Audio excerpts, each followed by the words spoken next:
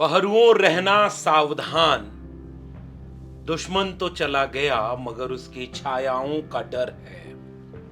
ऐसी तमाम चेतावनियां आज के दिन को फिर से मुकम्मल तौर पर याद करने का एक सबक दे जाती हैं। आज का दिन 15 अगस्त है और आज देश आजाद हुआ था। आप सबको आजादी मुबारक हो। लेकिन यह आजादी वाकई सबके लिए बराबर की है? और कितना आजाद हुआ? कौन आजाद हुआ? किससे आजाद हुआ? आज का दिन सबके लिए बराबर है क्या? और कितना आजाद होना अभी बाकी रह गया है और वो आजादी कैसे मिलेगी? जितने आजाद हुए हम उसका जश्न मुबारक, जितने गुलाम रह गए हम उसके लिए सोचना जिंदा होने की निशानी है। हजारों साल के इतिहास में 5000 साल के ज्ञात लिखित इतिहास में जाने कितने मोड़ आए जिसने अंधेरों को दूर किया और रोशनी से उजाले पहुंचाए। हजारों साल के संघर्ष में इंसानी सभ्यता के पूरे उरोज पर शुरुआती दिनों में कोई गुलाम नहीं था। उनके सामने अगर कोई ताकत थी तो वो कुदरत थी। वो उसी कुदरत से ताकत लेते भी थे और उसी कुदरत से खुद के जिंदा रहने के लिए लड़ते भी थे। इसलिए वो प्रकृति पूजते भी थे और प्रकृति के साथ जीते भी थे और प्रकृति से ही लड़ते भी थे। हजारों साल का दुनिया का यही इतिहास रहा है। तब जब कोई धर्म मजहब नहीं था, तब जब कोई जाति व्यवस्था नहीं थी, गैर बराबरी नहीं थी, गुलामी नहीं थी, सभ्यता आगे बढ़ती है, व्यवस्था बनती है। कृषि, पशुपालन, यायावरी जीवन के बाद स्थिर मकान, रिहाइश, कबीले, सत्ता, व्यवस्था, शासन, गुलाम, राजा, प्रजा, धीरे धीरे मानव सभ्यता अपने विकास के क्रम में ये सब कुछ अर्जित करते चलने लगती है।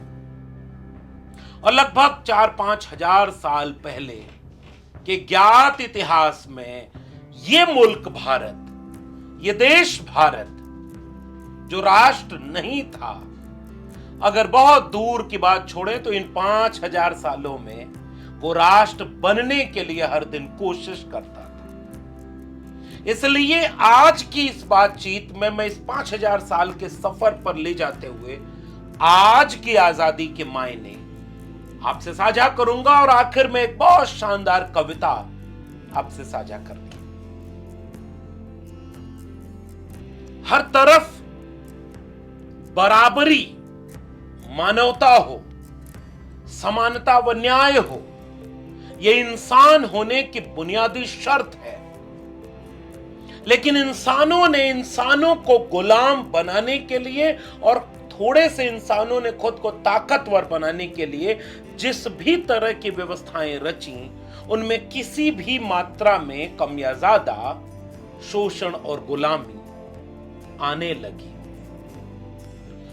एक तरफ अंधेरा फैलने लगा और उसके बाद बीच बीच में उस अंधेरे को चीरती हुई कोई विद्रोह की रोशनी, कोई इंसानियत और इंसाफ की रोशनी इस देश में जलती रही। तथागत बुद्ध, कबीर, रैदास, पलटू दादू भीखा, बुल्ले शाह, बाबा फरीद, गुरु नानक, चोखा मेला, गुरु घासीदास, बसवन्ना, नारायण गुरु, पूरा देश, मैं जब नाम पढ़ रहा हूं तो आपको एक भारत दिखागा इसमें। जम्मू कश्मीर की कवित्री ललित से लेकर के केरल में नारायण गुरु तक, तमाम विद्यापति से लेकर के चंडीदास तक, गुजरात के नरसिंह मेहता तक, उत्तर भारत के कबीर रैदास तक, तो दक्षिण भारत में बसवन्ना और चोखा मेला तक, गुरु घासीदास छत्तीसगढ़ में थे, तो संत नामदेव ज्ञानदेव तुकाराम महाराष्ट्र में थे। कोई अंदाल कवित्री दक्षिण भारत में इंसाफ और इंसानियत की गीत गा रही थी, तो कोई पंजाब में गुरु नानक, कोई बुल्ले शाह, कोई बाबा फरीद मोहब्बत का सबक इस दुनिया को पढ़ा रहा था और उसके गुलामी से आजादी के सबक सिखा रहा था। कितना खूबसूरत है ये मुल्क। इस मुल्क के खूबसूरत इतिहास को जो चंद नामों से मैंने आपसे साझा किया, केवल नाम नहीं है। वक्त मिले तो इतिहास के उन पन्नों को पलटिएगा, तब आपको कोई कबीर मिलेगा, कोई रैदास मिलेगा और ये सारे नाम मिलेंगे जो अंधेरों को अपने ज्ञान की, मोहब्बत और प्रेम की रोशनी से रोशन कर रहे होंगे। जहां भी अंधेरे की कोशिश होगी, कोई अपने उजाले का दिया लेकर के वहां अंधेरे को रोकने खड़ा मिलेगा। उस खूबसूरत इतिहास में एक देश है जिसका नाम है भारत। हजारों साल का संघर्ष और वो धीरे धीरे आगे बढ़ता रहा। कभी हिंदू धर्म के भीतर की कुरीतियों पर कोई कबीर ने लिखा, तो किसी रविदास ने लिखा, कोई बाबा गुरु नानक लिख रहे थे कि मजहब एक नया चलाया जाए, मोहब्बत का सबक सिखाया जाए। तो कभी कोई अशोक अखंड भारत बनाने के लिए बुद्धिज्म का परचम लहराया, तो कभी किसी अकबर ने पंडित पुरोहित मुल्ला मौलवियों सबको किनारे करके कोई दीन इलाही चलाया।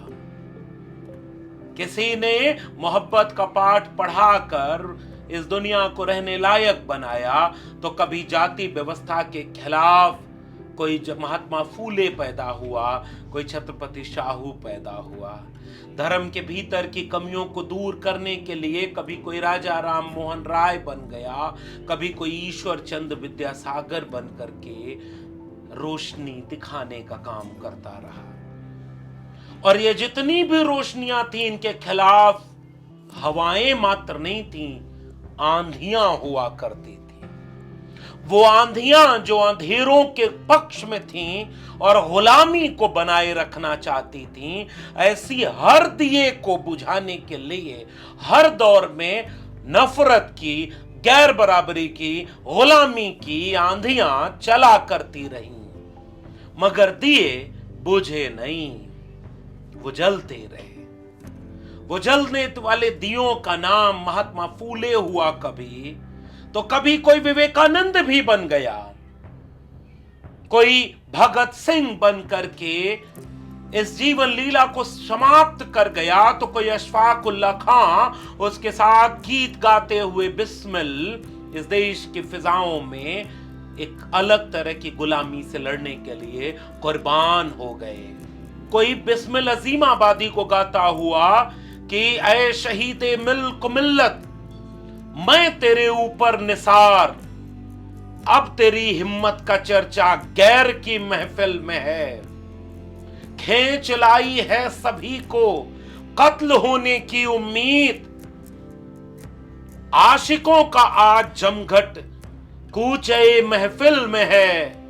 वक्त आने पर जमाने को खबर हो जाएगी, हम अभी से क्या बताएं, क्या हमारे दिल में है सरफरोशी की तमन्ना, अब हमारे दिल में है देखना है जोर कितना बाजुए कातिल में है। वो दौर उस जमाने का कातिल एक अंग्रेज विदेशी ताकत का था, जो इस मुल्क को राजनीतिक रूप से गुलाम बनाए हुए था। तो कुर्बानी तथागत बुद्ध के वक्त भी दी गई, उस वक्त की गुलामी से आजादी के लिए। तो कुर्बानी महात्मा कबीर ने भी दी, संत रविदास ने दी, संत गाडगे ने दी, ज्ञानदेव नामदेव तुकाराम ने दी, नारायण गुरु बसवन्ना चोखा मेला ने दी, शाहू फूले ने दी, अंबेडकर ने दी कुर्बानी, डॉक्टर राम मनोहर लोहिया ने दी कुर्बानी, जलियांवाला बाग के लोगों ने, भगत सिंह और सुभाष चंद्र बोस ने, चंद्रशेखर और अशफाक उल्लाह खान ने दी। तो कोई बिस्मिल बन करके अलग अलग गुलामियों के खिलाफ लड़ता गया। जाने कितने कुर्बान हुए, तब ये मुल्क एक नए रोशनियों के दस्तावेज के साथ एक मशाल बनाने में कामयाब हुआ, और उस मशाल का नाम है भारत का संविधान। उस मशाल में बुद्ध से लेकर आजादी, जंग आजादी तक के तमाम रोशन दियों को पिरो दिया गया, एक मशाल बना ली गई। और जब मुल्क ये आजाद हुआ 15 अगस्त 1947 को, तो उस समय भी बहुत सारे जख्म इसके शरीर पर थे, लेकिन आंखों में एक उम्मीद भरी गई थी कि यह आधुनिक मुल्क है, आजाद मुल्क है, और सबको बराबर रोशनी बटेगी, किसी की जिंदगी में अंधेरा नहीं रहेगा। गोपाल दास नीरज की कविता है कि जलाओ दिए पर रहे ध्यान इतना, अंधेरा धरा पर कहीं रह न जाए। भारत के संविधान के जरिए एक नया भारत बनाने के लिए हजारों साल पुरानी गुलामी की आजादी से लेकर के 100 साल पुरानी अंग्रेजों की गुलामी तक, जहां भी अंधेरे थे, इस मुल्क ने एक वादा इस देश के हर नागरिक से किया था कि हम तुम्हारी भी जिंदगी में रोशनी का एक दिया भारत के संविधान की मशाल के साथ जलाएंगे। अंग्रेजों से मिली आजादी के 77वें दिन विचार करिए कि कहां अंधेरा बचा है और रोशनी कहां तक पहुंच पाई है। यह वही मुल्क था जब अंग्रेजों से आजादी मिली तो इस देश की सड़कों पर समाजवादी लोग नारे लगाए हुए सड़कों पर उतर गए कि देश की जनता भूखी है, ये आजादी झूठी है। मगर उस वक्त उन्हें कोई देशद्रोही और खालिस्तानी आतंकवादी नहीं बोला था, और कोई टेलीविजन चैनल उन समाजवादियों के खिलाफ टीवी शो प्राइम टाइम का नहीं चलाया। भले ही उस जमाने में वो टीवी चैनल नहीं थे, तो भी चरित्र समझिएगा। देश की जनता भूखी है, ये आजादी झूठी है।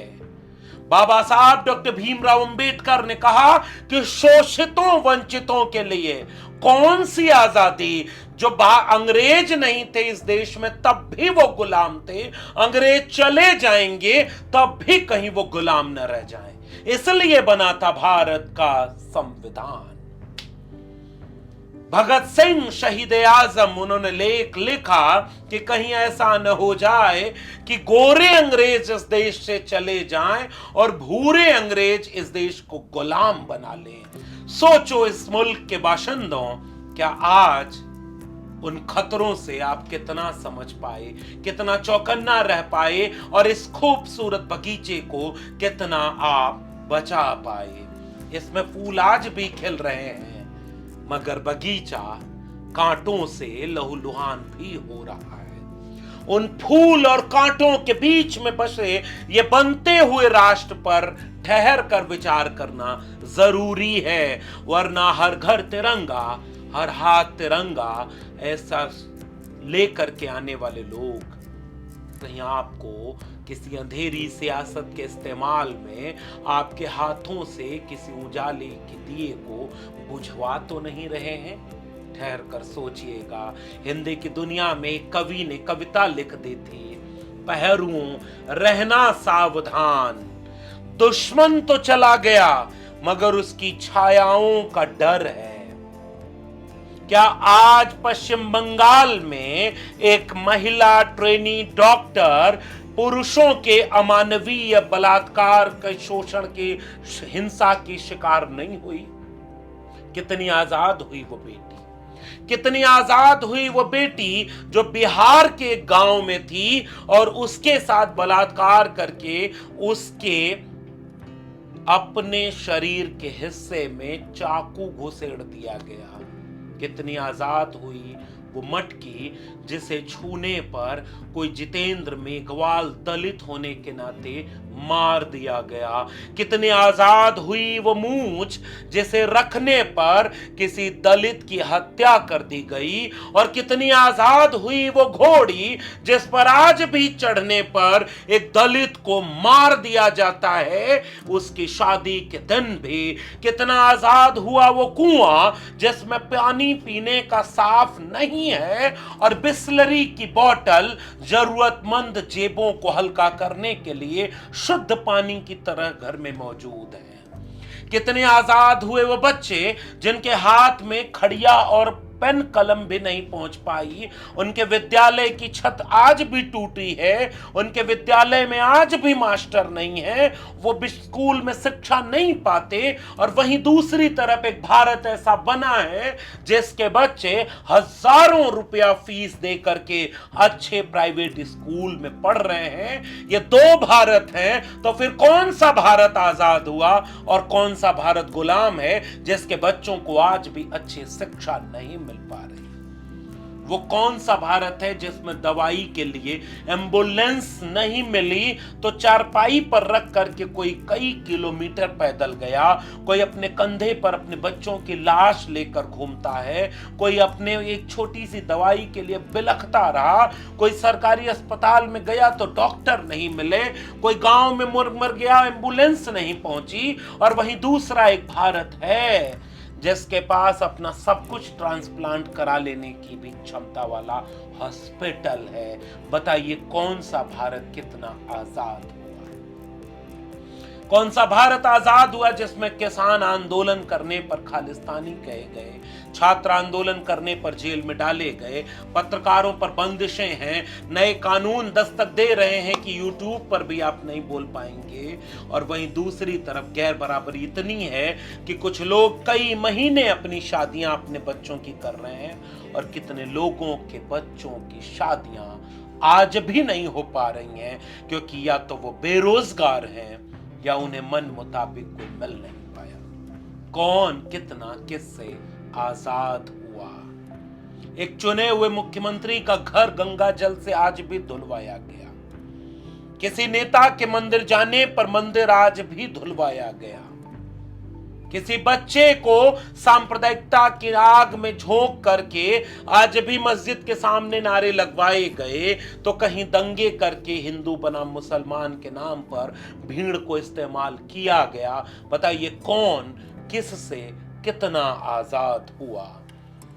एक अधिकारी करोड़ों रुपए लूट करके नेता बन गया और नेता करोड़ों रुपए बचाने के लिए पार्टी छोड़कर किसी और पार्टी में चला गया। और जिसने समझौता नहीं किया वो चुना हुआ मुख्यमंत्री ही क्यों ना हो, वो जेल में होगा। बताइए कौन कितना आजाद होगा? इसलिए आजादी वो हो जो सबके लिए हो, तब उसके होने का कोई मतलब होगा। वरना जो आजाद है वो आजादी को मनाएगा और गुलामों को गुलामी का एहसास भी ना हो पाएगा। एक खूबसूरत बगीचा तब बनेगा जब हर घर में ये खुशियां पहुंचे कि उनके घर में भी कांटों की बजाय फूल खिलेंगे, अंधेरी गलियों को रोशनी पहुंचेगी भारत के संविधान की। और जाते जाते मैं आज आपको एक बहुत खूबसूरत कविता साहिर लुधियानवी की सुनाना चाहता हूं। और वो कविता जो बहुत जरूरी कविता है, वो सुबह कभी तो आएगी। वो सुबह कभी तो आएगी इन काली सदियों के सर से, जब रात का आंचल ढलकेगा, जब दुख के बादल पिघलेंगे, जब सुख का सागर छलकेगा, जब अंबर झूम के नाचेगा, जब धरती नगमे गाएगी, वो सुबह कभी तो आएगी। जिस सुबह की खातिर जुग जुग से हम सब मर मर कर जीते हैं,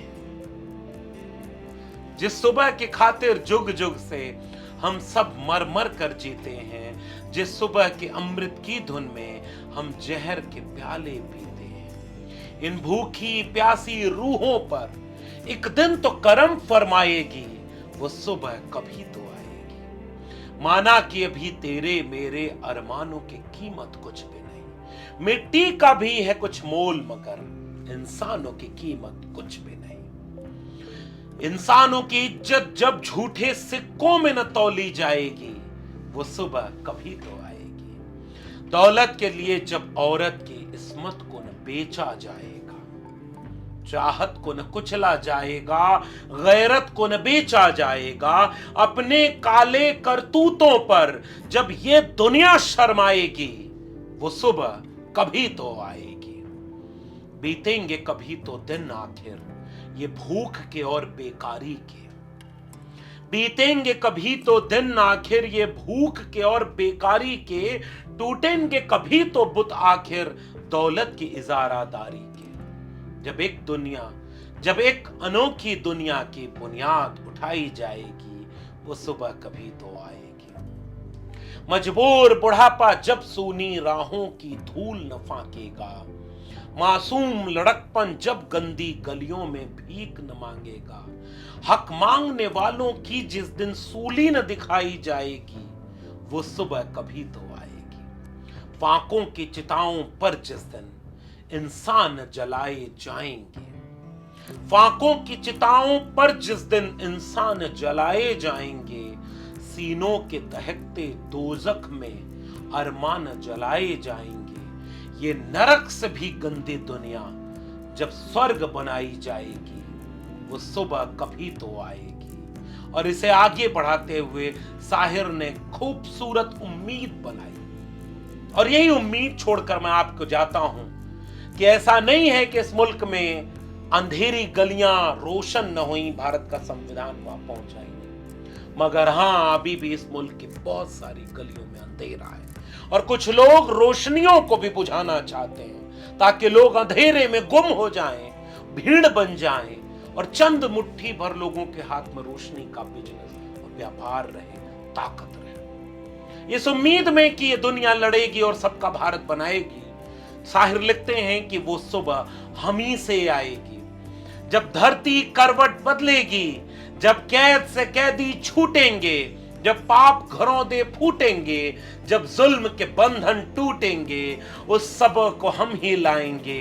वो सुबह हम ही से आएगी, वो सुबह हम ही से आएगी। मनहूस समाजी ढांचों में जब जुल्म न पाले जाएंगे, मनहूस समाजी ढांचों में जब जुल्म न पाले जाएंगे, जब हाथ न काटे जाएंगे, जब सर न उछाले जाएंगे, जेलों के बिना जब दुनिया की सरकार चलाई जाएगी, वो सुबह हम ही से आएगी, वो सुबह हम ही से आएगी।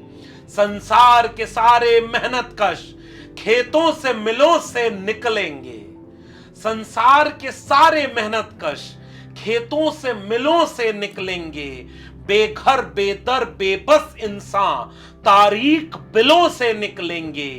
दुनिया अमन और खुशहाली के फूलों से सजाई जाएगी, वो सुबह हम ही से आएगी, उस सुबह को हम ही लाएंगे। ऐसे उम्मीद के साथ कि आएंगे उजले दिन जरूर आएंगे। वीरेन डंगवाल की कविता, मैं नहीं तसल्ली झूठ मूठ की देता, हर सपने के पीछे सच्चाई होती है, हर दौर कभी तो खत्म हुआ ही करता है, हर मुश्किल कुछ तो राह दिखा ही देती है। अब तक चलकर आए हैं इतने लाख वर्ष, तो आगे भी चल करके ही हम जाएंगे। आएंगे उजले दिन जरूर आएंगे। इन्हीं उम्मीदों के साथ कि इस मुल्क से जातिवाद की नफरत की दीवार टूटेगी, पुरुष और स्त्री के नाम पर गैर बराबरी और अन्याय की दीवार टूटेगी, मजहब के नाम पर फिरका परस्त लोग एक दूसरे से नफरत की बुनियाद को नहीं बढ़ा पाएंगे और सांप्रदायिकता की दीवार टूटेगी।